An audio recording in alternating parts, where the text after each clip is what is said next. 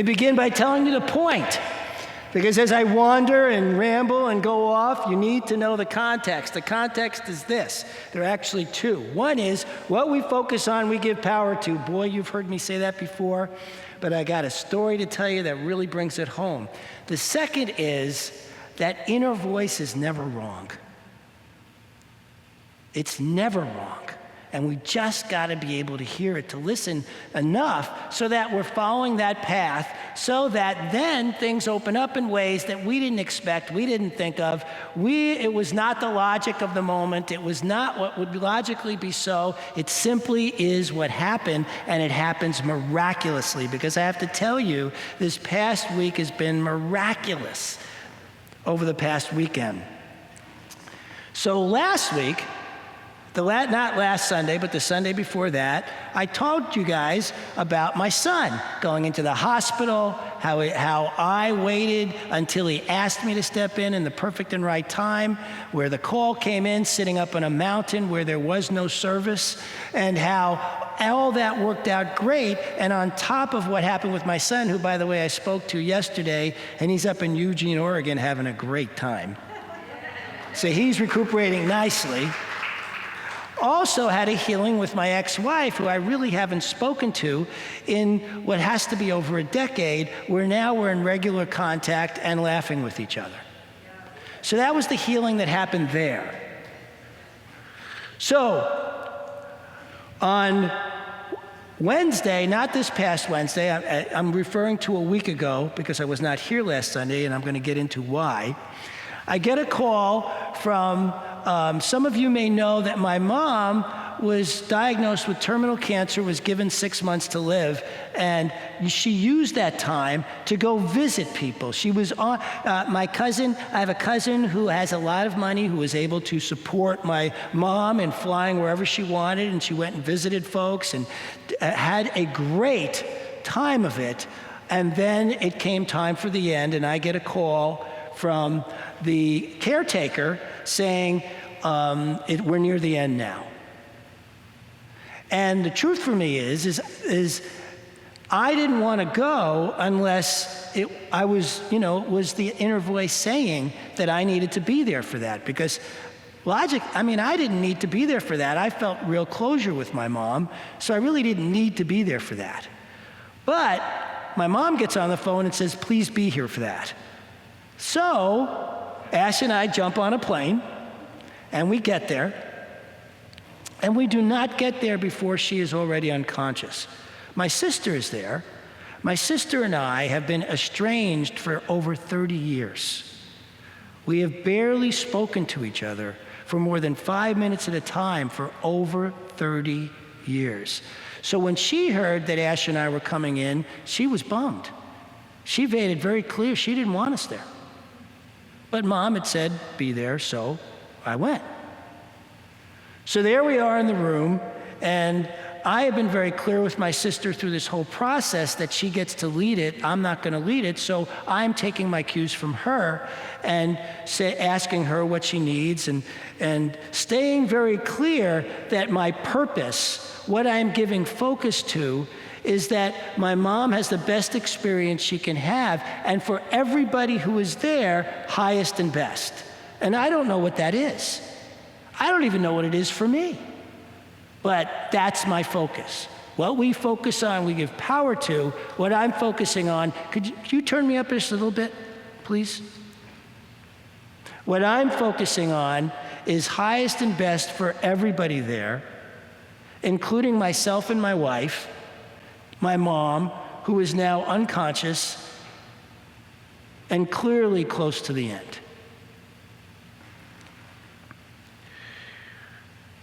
She passed at 11:05 p.m. on a Thursday.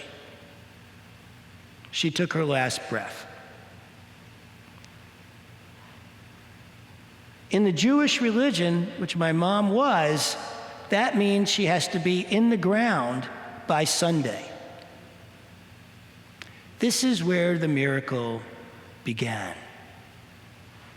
Because as I'm saying this out loud, that Mom needs to be in the ground by Sunday, her husband says, absolutely no way, that can't happen. My sister says, absolutely not, there's no way that we could pull that off. And the funeral home that we called said, that's impossible. You only have one business day left, and you cannot get your mother on an airplane without a death certificate from the Capitol, Department of Vital Statistics, which is at the Capitol, and they take a lot longer than that. And at the time, I didn't know how much longer than that. I just knew what my mom's wishes were, which were to be in the ground in 3 days. That's what she wanted. And so, instead of pushing, instead of arguing, instead of any of those things, I just looked at everybody and said, how about we simply move forward as if we can pull this off? And then if we don't, we don't. But let's at least begin the process. And it was like, okay, but it's impossible. Okay, but it's impossible. Now again, all I'm focusing on highest and best, what my mom wanted.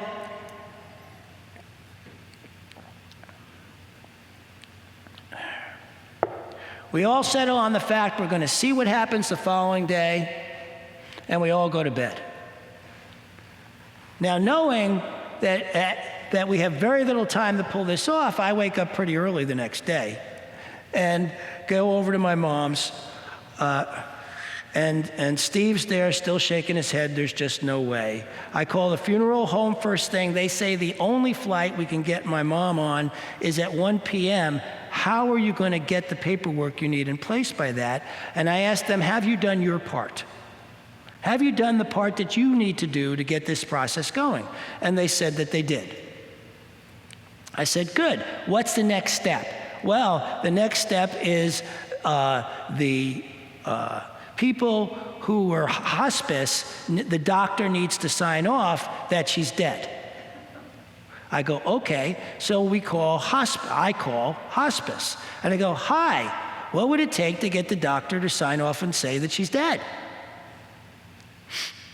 And they're like, well, we need to find the doctor. I said, I'll hold. And so they go about looking for the doctor and get on the phone about 15 minutes later and say, okay, we found the doctor, and the doctor says she'll sign off on this immediately. I said, great. So I get off the phone, I call back the funeral parlor, I say, okay, it sounds like the doctor signed off on it, what's next? And she goes, well, what's next is that they have to transmit it to the vital records. And I go, okay, have they done that yet? And the funeral parlor looks online and says, no, they have not done that yet. So I go, okay. I call back the hospice folks, and I go, it seems that the doctor has signed it, but you not have yet transmitted it. How do we go about making that happen? They go, we'll look into this, and I go, okay, I'll hold. I'm not upset. I'm not being pushy. I'm not yelling at anybody. And the thing about this is, and why I mentioned the part about yelling at people, is many of you may be the kind of person who's kind of laid back in a situation like this. To be honest, this is very new for me. I'm very used to yelling at people. I've spent a lot of my life yelling at people. So I was really enjoying this newness of, I'm not yelling, I'm not upset, I'm simply focused on what I want to give power to, which is simply getting my mom's wishes fulfilled, right? Highest and best for everybody. That was it. That's all I was focused on. So I was very calm, very pleasant, really thanked everybody all the time, particularly the hospice people who, by the way, were fantastic with my mom, to the point where they were all in tears when she died. I mean, it was real, which, there was a wonderful experience to meet some of the hospice people and find out, these were great people who did a wonderful job of taking care of her and watching her during that transition during the last 6 months so that she could travel, she could do what she needed, and then she could move on quickly, which she did within 2 days. She was great, and then within 2 days she was gone. I mean, I want to go that way. Well, I'd rather have it one day, but it's close enough for rock and roll. And anyway, so I'm on the phone. They get back on in about 20 minutes and go, okay, we figured it out. It's been transmitted. Great. I get back on with my sister, by the way, is sitting there all this time just looking at me in kind of like awe as I'm making all these phone calls. And Steve's over there in the corner, my mom's husband, going like this. So I get back on with the funeral parlor. I go, okay, so they've transmitted it. Could you go on and take a look? Sure, I'll take a look. I go, great, I'll hold. And so they go on, they take a look, and they, okay, so now we can take a draft of this, and that will be good enough to get her on the plane, but will not be good enough to have her buried in New York. So I call the people in New York, and I go, what do we need to make sure she gets buried on Sunday? And they go, well, we need the actual death certificate. So now I call Vital Records and leave a message. I did several things around this. The first was, I called, this is where miracles come into play. I wound up in a key where it allowed me to get the actual phone number of the actual person who actually does the death certificate in the office. I don't know how I wound up in that key. I just called the general number, but somehow that's where I wound up. And so I was able to get the phone number for the person I really needed to talk to who would do the actual approval and filling out of the thing. And I call her up and I leave her a message. And then I call the funeral parlor back and said, I left a message for this person. And the funeral person goes, oh, you should never have done that. Every time somebody leaves a message, they red flag it and actually keep it longer. So now I try calling through the normal channels, the front end, and I get somebody on the phone who says, well, I don't know what you're talking about getting this done by Sunday or Monday, but in Kentucky, you don't need a death certificate to bury anybody. So we don't have any way to expedite it. It takes anywhere from a week to 6 months to get you a death certificate because you don't need one in Kentucky. 6 months.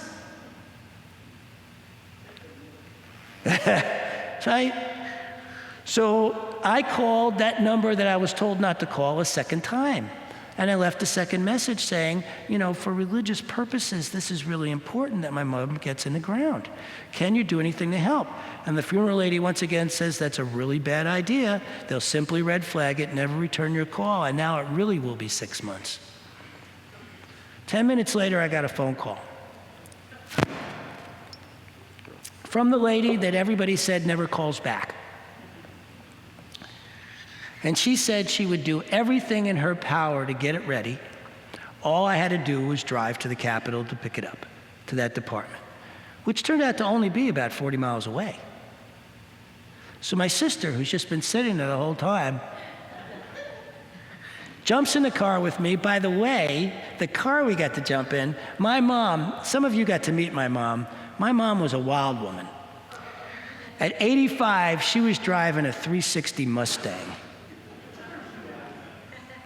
So we jumped in that Mustang, and we drove to the Capitol in nothing flat.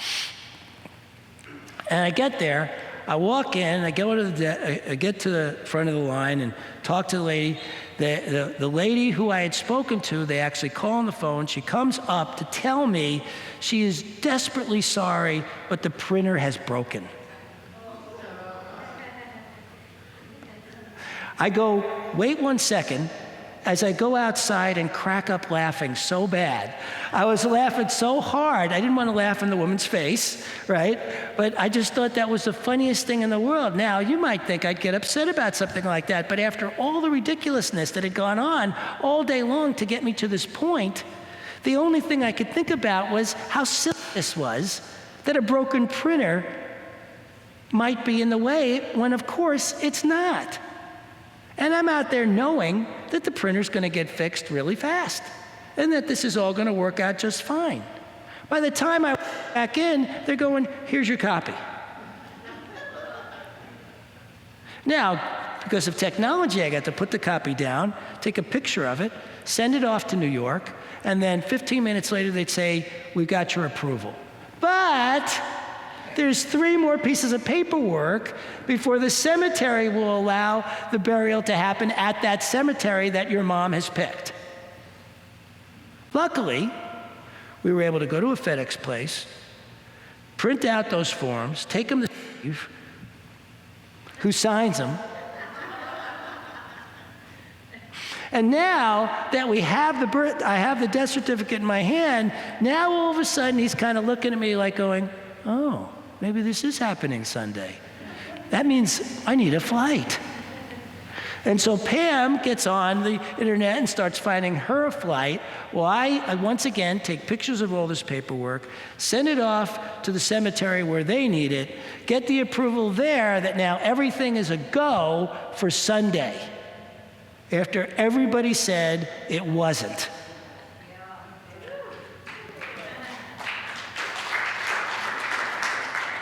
That's what's possible when you stay calm, know the truth, and just keep going.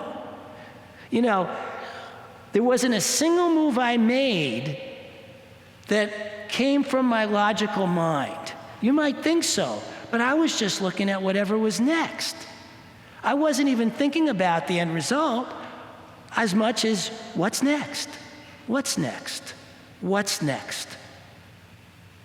And knowing the truth for highest and best for everyone. Knowing the truth, highest and best for everyone. So you'd think that would be the best part, that I worked all that out. The best part was my sister asking me out to dinner, and us going to dinner and sitting there laughing with each other, and her finally telling me what she's been mad at me about for 30 years. Which I've been asking her over and over and over. She finally told me, and she was right. She was right. I didn't know what I had done, but I apologized profusely because I didn't even know I did it. And we had this incredible healing where she turns to me and goes, "I am so happy that you were here. I'm so happy that you and Ash showed up, that you were here to support in all this." This from a woman who hasn't hardly spoken to me in 30 years. And then all of a sudden, we take this, she wants to take a picture and post it on Facebook.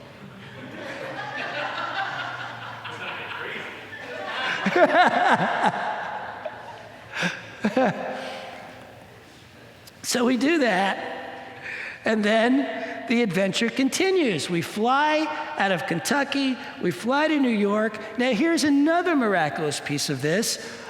My family was having, the first reason I was supposed to be gone this past Sunday was for a family reunion. Because my son got sick, I wasn't able to plan and go to the family reunion. I took care of that.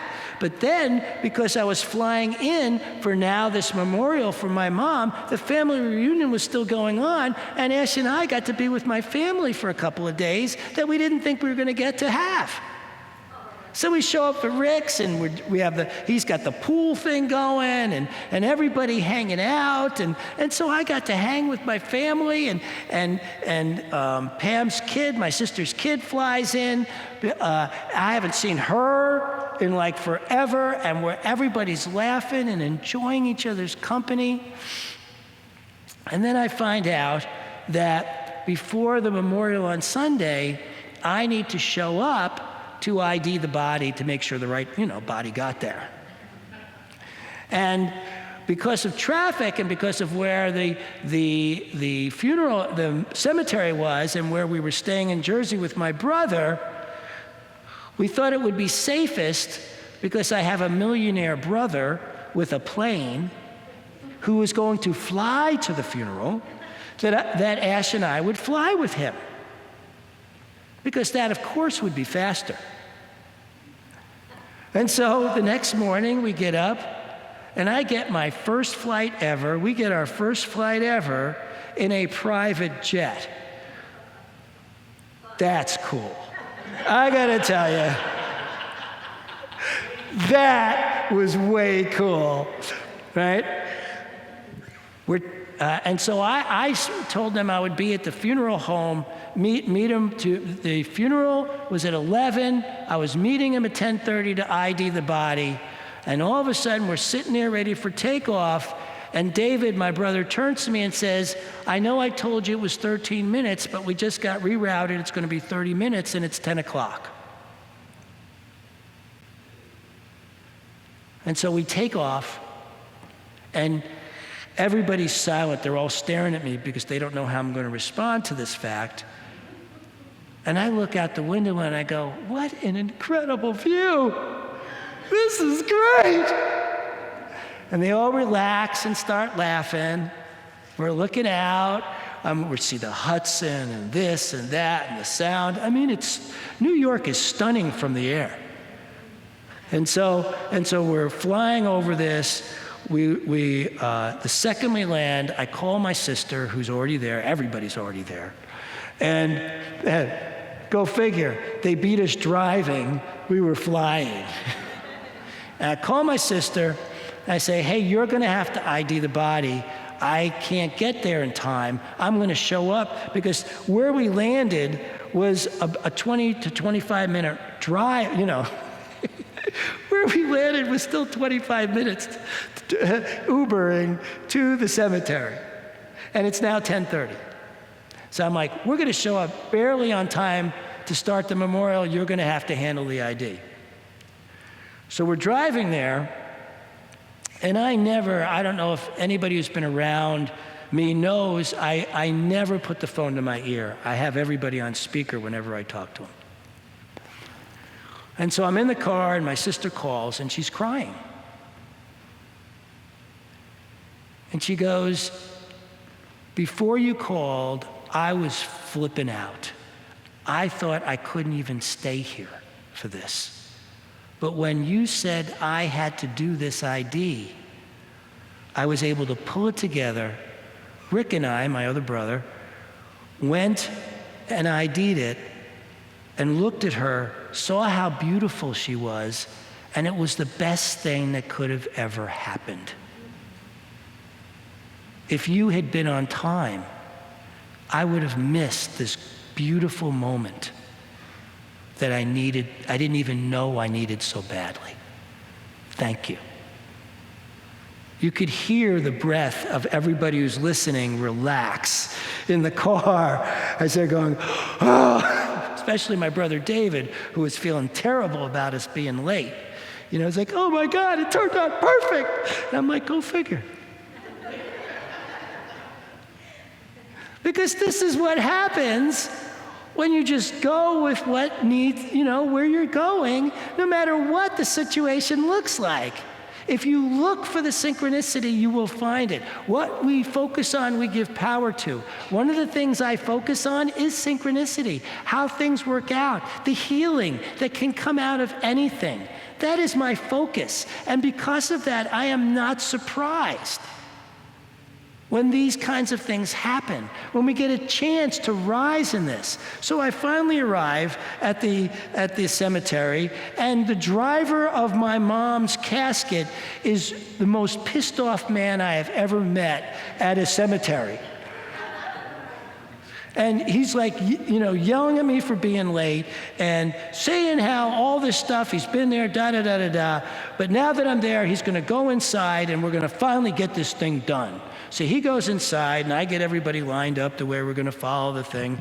And 15 minutes go by, and he doesn't come out. So I go in to see what's going on, and him and the lady behind the counter are cursing each other out at a cemetery. And I'm like, whoa, let's calm down here. What's going on? Because I was late, there were a couple other funerals going on there. We had lost our spot. And the driver was pissed about this. And so I was like, okay, it's okay. We will go when it's time to go, the perfect and right time. It's going to be fine. I cool them out because, you know, People need to be cooled out when we're burying somebody, you know. I go back outside and I go around and I'm telling everybody what's going on. It's going to be a while, and we gather and we're just kind of telling stories about my mom and enjoying each other till finally this guy comes out. I go, "Can I ride with you?" And he goes, "All right." And I get in the car with him. And while we're driving over there, I'm thanking him for the extra time and telling him how wonderful it is that he's, been here through all this. And he starts cooling out, and we get to the plot finally, and there's and they take my mom's coffin out, and they put it on the thing that stays above where they're going to lower it. And the director comes over and says, "You can't put any chairs over by the grave." And I had some really people who needed chairs. And so I look around, and it's a hot day in New York, almost 90 degrees, right? And so there's this tree creating an immense amount of great shade. And I'm like, "We'll do it there." And the guy just looks at me and goes, "Thank you. Thank you for not arguing me. Everybody else does. Thank you." And I was like, I'd rather do it in the shade. Thank God for having a reason I could go do it in the shade. So they set everything up in the shade. We come over and we start the ceremony. And if I didn't mention it, one of my mom's last requests was that I officiated the memorial, that I did this. So I'm out there and I'm getting everybody around. There are about 50, 60 people there, and we gather them around, and I begin the ceremony, and then we walk over and people sit down, and the ceremony continues. People get up and share, and at the end of it, people are crying. Everybody's coming up to me, telling me how wonderful the ceremony was. And Lucy, thank you for asking me to do Walter's memorial, because mostly I stole everything from that. And so that made it easy. And so that really helped. So thank you. And it was a beautiful ceremony, and everybody was happy, and it all went. And then, and then my sister, she's sending me texts and calling, and I haven't spoken to this woman in 30 years, and now we're in contact. We've been in contact almost every day. And my son and I were getting along great, and the ex, and all I see before me is healing. All I see before me is a life unfolding where I'm getting to experience the best of it no matter what the circumstance. My mom just died, and I was talking to Michael this morning. We were laughing because the last thing I wanted to do was come up here. My mom died. It was great, Didn't want to, freak any of you out by that. But in so many ways it was. It was feeding, it was loving, it was incredible. And my mom kind of orchestrated that, having my sister and I be there at the end, and having to get her to New York, and then having me lead the whole thing. And that's what's possible. I'm sorry I'm going a little late today, but I wanted you guys to hear this because it was just so extraordinary. It was an extraordinary event that grew out of my willingness to be centered in our teaching and not budging. Does that mean I didn't cry? No, we were at dinner one night and I had to run outside. I just busted out crying. The other day I busted out crying. No, I have my grief around this. I mean, after all, my mom's passed. But I also have the wonder and the awe with it. And that's what's possible for you. And that's what I bring to you today. The reason I took the time and wanted to give you this story is because it reminded me once again what's possible when we really dig in to know the truth for ourselves and allow the synchronicity, not the circumstance, to be where we give our power to. You can give your power to a circumstance, or you can give your power to the synchronicity, awe, and wonder that's possible. And that's what we can all do. And that's why we practice this stuff. And that's why it's worth practicing. I love you. I love you all so much. And thank you for listening.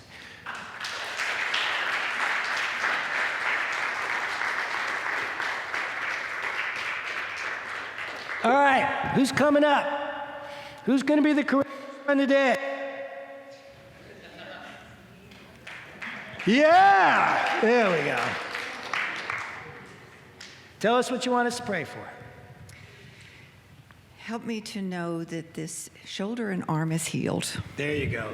Come on back over here so you're more in the light. Right here. Thank you. We need 8 to 10. Laying hands on.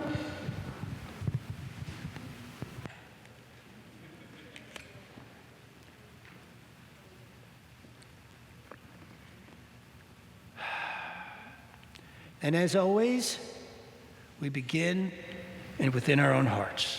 Take a deep breath, close your eyes, and feel the love and the light within your own heart. The healing, loving light. And now let it expand so that we feel it within our entire bodies. We feel this healing, loving energy that is ours, that is all, that is everything. And now we expand it even more to know it throughout our congregation, throughout our community, throughout those online who are listening. This power and presence right here, right now. You at home can join us in this. And now we send all this energy, this healing, loving, light energy through Dina, knowing her to be healed right here and now, knowing the vitality, the essence, the wonder, the healed,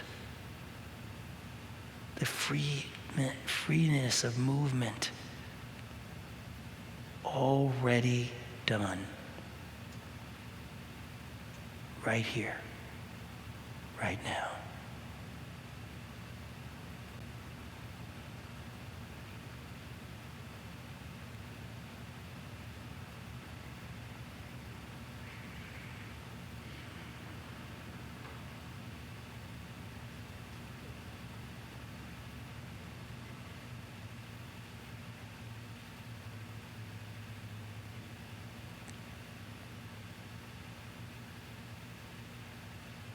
And I am so grateful for this healing, loving essence that is us, that flows through Dina, that is Dina, in this moment.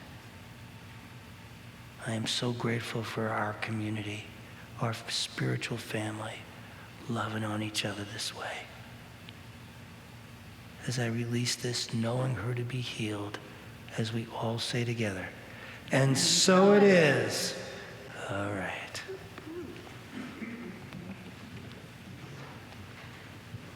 All right. Excellent. That's the power and presence of who we are. Take out what you're going to give. Hold it in your hand. Unfold it. Unfold it. Because this is power. This is presence. Doesn't matter whether it's $1, $10, $100, deeds of property, diamond mines, gold mines. Unfold it. Hold it in your hand as we say together. God is the source of all supply. Money is God in action. What I give, I receive multiplied abundantly. All that God is, I am, and so it is.